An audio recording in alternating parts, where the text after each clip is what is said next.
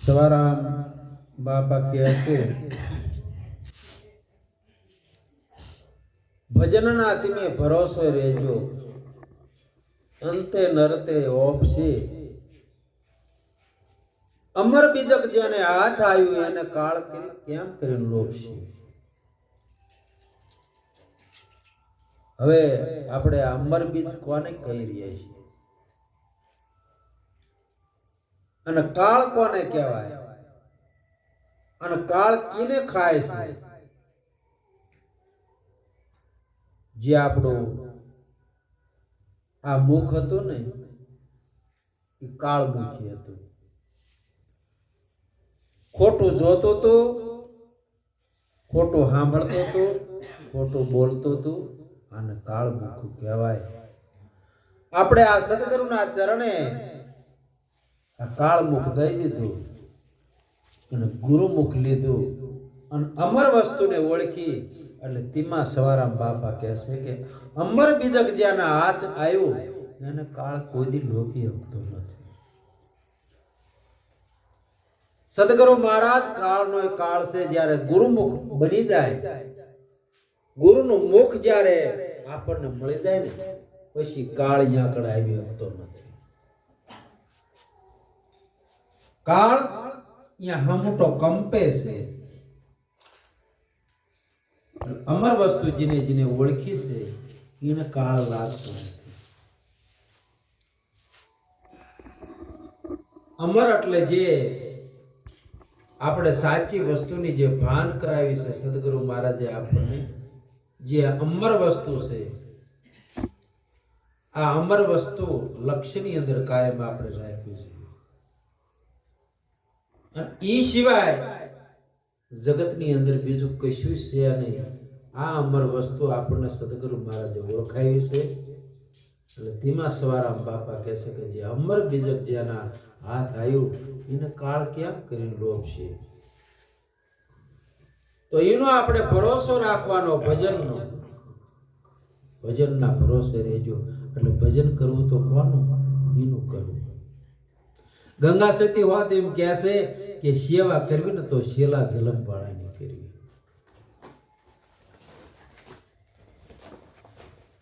અને નરસિંહ મહેતા કહે છે કે હરિના જન તો મુક્તિ નો માગે, માગે જલમો જલમ અવતારા. તો આપણે એક વાર કહેવી છીએ કે જલમ અને મરણનો બધો ભય મટી ગયો. અને એક વાર એમ સંતો એમ કહે છે કે હરિના જન તો મુક્તિ નો માગે, માગે જલમો જલમ અવતારા. પણ અવતાર અને જલમ અને મરણમાં બધો ફેર છે. નિત નિત ઉત્સવ, નિત્ય ભજન ને કીર્તન, જે આવો અવતાર મળે છે ને, અને દેશ હતા દેહથી વિદેહી રહીને બધી વાતો કરે છે ને આનંદ કરે છે, એને દેહ ધ્યાસ નથી ને, એ અવતાર કહેવાય. તેમાં કહે છે કે અવતારી પુરુષને કોઈનો ઓળખે, ભલે હોય બેટો કે બાપ, એને કોઈ ઓળખી શકતું નથી. જય મસ્તીની અંદર, જય સ્થિતિમાં અંદર આ જીવે છે, એને કોઈ ઓળખતો નથી. અને સાહેબ કોઈનો બેટો થઈને અવતરતો નથી. જો સાહેબ હોય, જો બેટો થઈને અવતરે તો એ સાહેબ નો કહેવાય. એટલે ભગવાન કોઈનો દીકરો નથી. સભી કો બાપ હૈ, એ કોઈનો દીકરો નથી. એને અવતાર જ નથી. આ સાચી વસ્તુ છે. એને કોઈ દી જન્મ ને મરણ કઈ સંભવતો નથી. પણ એ સ્થિતિની અંદર લક્ષ્ય આપણે બરોબર રાખવાનું છે. સંતો આપણને પોકારી પોકારીને કહે છે કે તારી જળ અધ્યાસ છે એ બધી મૂકી દે. અને આપણે સત્સંગમાં કહેવી છીએ કે જડ વસ્તુને શું બધા માની રહ્યા છો, એવો સત્સંગ ઘણા સંતો કરે છે. પણ આ દેહ છે એ જડ જ છે. તો જડ અને ચેતન બેનો સંયમ વગર કશું ચાલતું નથી. મોટરસાયકલ જડ છે પણ હાંકવા વાળો ચેતન છે. એમ જડ ને ચેતન ને બેયની જરૂર છે. ભગવાન તેમાં કીધું કે નિરંજન નિરાકાર છે અને સગુણ રૂપે છે. એટલે કોઈને આપણે નિષેધ કરવાનો નથી. જગતની અંદર આખું બ્રહ્મમય જગત છે. બ્રહ્મ સિવાય કોઈ વસ્તુ ખાલી નથી. આપણે સુરમાનો લાડવો બનાવ્યો હોય તો એમાં કયા ઠેકાણે ગળપણ ન હોય, કયા ઠેકાણે જી ન હોય, કયા ઠેકાણે લોટ ન હોય. એમ ભગવાન કોઈ જગ્યા ખાલી નથી. આવી બ્રહ્માકાર જ્યારે વર્તી થઈ જાય તારે એનું મન પછી ખોટો ભ્રમની અંદર પડતું નથી. બીજું એને ભળાતું નથી.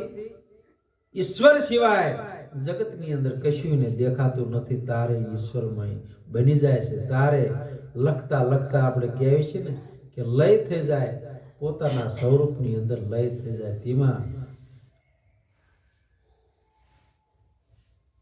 સતી પાર્વતીને શંકર ભગવાન કહેશે કે તમે આ ધ્યાન ધરો. એ કોનું કે ઉમા અનુભવ કહું અપના. આ બ્રહ્મ સત્ય છે, જગત બધું મિથ્યા છે. મારો આવો અનુભવ છે. શંકર ભગવાન સતી પાર્વતીને કહેશે અને હું ધ્યાન એનું ધરું છું. એ સ્વરૂપ મારું છે. તમે એમ કહેતા હોય કે તમે તો જગતના તારણહાર છો, બધા કરતા મોટા દેવ છો, મહાદેવ છો, પણ તો તમે કોનું ધ્યાન ધરો છો કે જે આ મારા દેહથી જે પર છે, મારા સદગુરુ મહારાજે મારકુંડ ઋષિએ મને સમજાયું છે, હું એનું ધ્યાન ધરું છું. અને એ આખા જગતની અંદર બધે વિલસી રહ્યો છે. આપણે એમાં છીએ પણ એ આપણામાં નથી. તેમાં ઓલી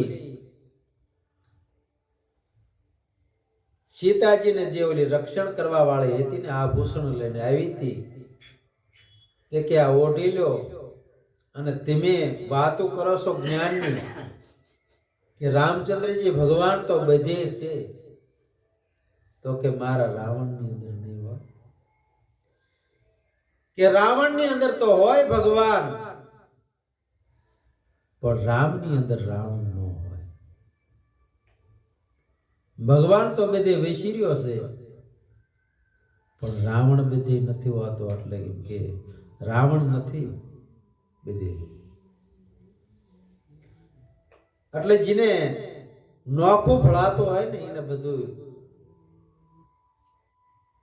રામ ને રાવણ ને એવું બધું નોખું નોખું દેખાય. અને જેને એક બ્રહ્માકાર વિરતિ થઈ જાય એને પછી નોખું નોખું કશું દેખાતું નથી. અને સાચી વસ્તુની અંદર અસત રહેતું નથી. અસત છે ને બાળની ખાખ થઈ જાય છે. સત આગળ અસત કઈ ટકતું નથી. જ્યાં સત્ય રૂપી દીવો થાય અહીંયા કણ અંધકાર કઈ રહેતું નથી. એટલે આપણે હવળે હવળે સત્યમય જીવન બનાવવાનું છે. આજે આપણા ત્રણ ગુણ રહ્યા ને એને જ પાર આપણે ઓગાળવાના છે.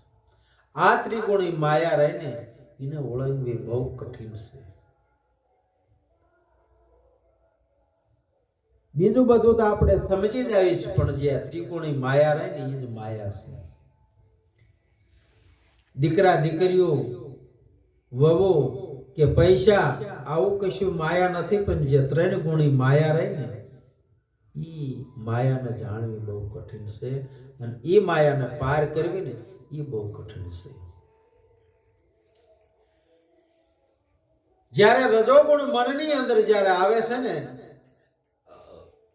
ત્યારે મોહ, માયા, આળસ અને નિંદ્રા આવું બધું જ એની આખી ફોજ લઈને આ મનની અંદર આવે છે.